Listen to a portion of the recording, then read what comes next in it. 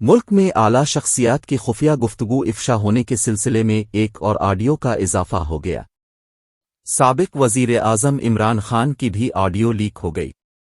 Cipher کے معاملے پر عمران خان اور ان کے پرنسپل سیکریٹری اعظم خان کی صوتی گفتگو سامنے آ گئی ہے۔ عمران خان سائفر کے معاملے پر اعظم خان کو حکمت عملی بتا رہے ہیں۔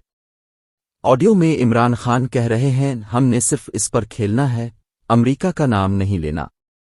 اعظم خان نے کہا کہ سائفر پر ایک میٹنگ کر لیتے ہیں، شاہ محمود خط پڑھ کر سنائیں گے، وہ پڑھ کر سنائے گا تو میں کاپی کر لوں گا، آرام سے تو آن ریکارڈ آ جائے گی کہ یہ چیز ہوئی ہے۔